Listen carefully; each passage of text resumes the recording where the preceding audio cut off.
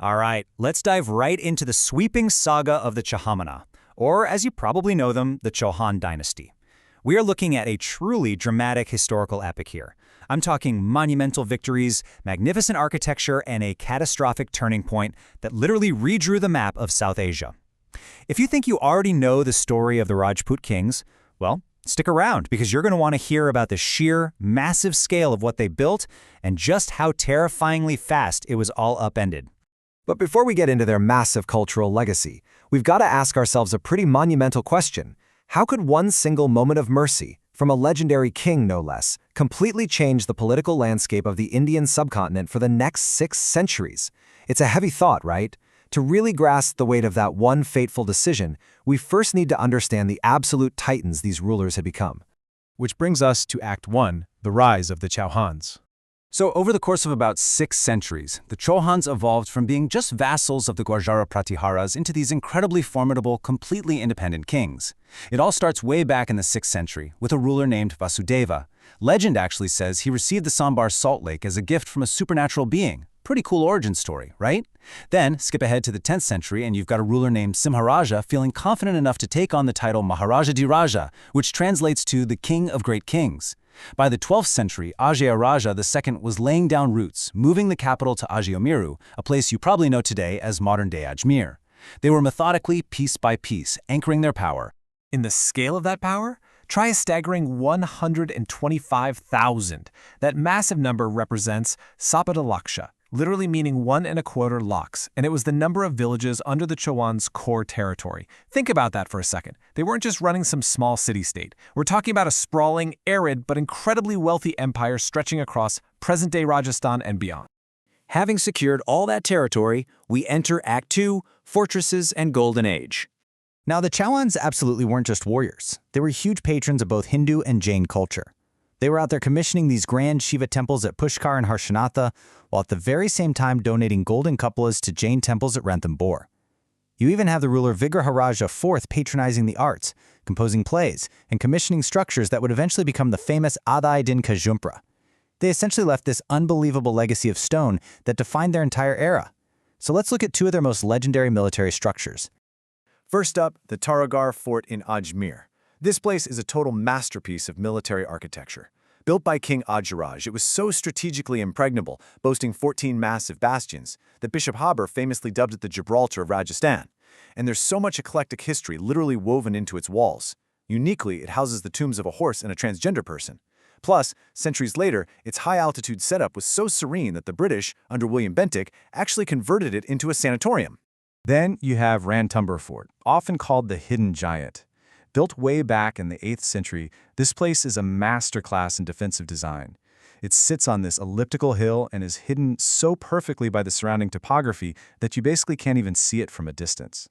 The famous historian Abul Fazl described it as an armored fort, which he said stood in stark contrast to the other bare forts of the region.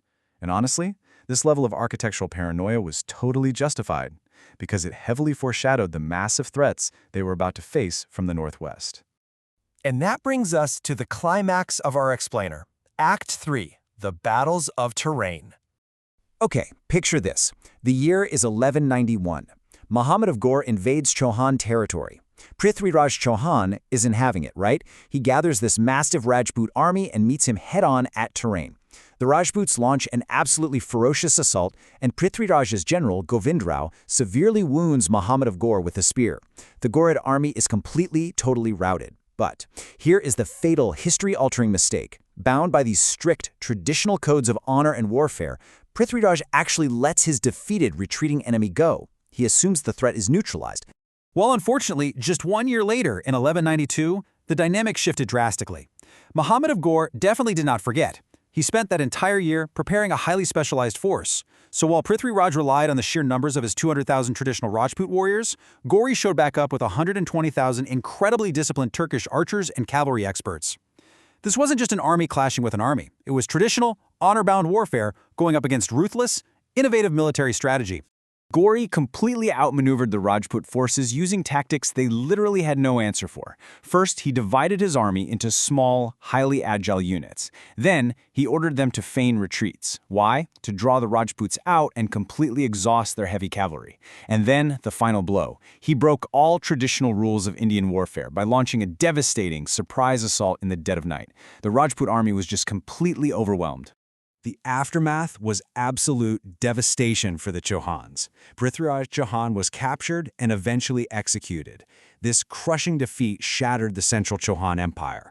The Ghuriid Empire, specifically under Ghori's general Qutbuddin Aibak, established a firm foothold, laying the foundation for the Delhi Sultanate.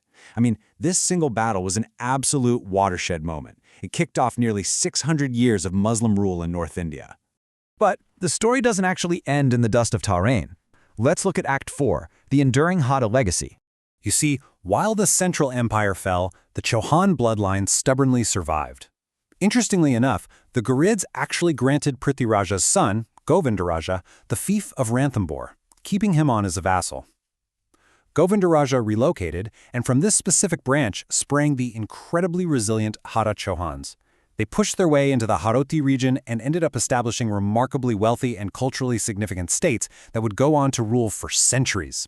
This survival led to some seriously impressive cultural and architectural dominance across two main branches, Bundi and Kota.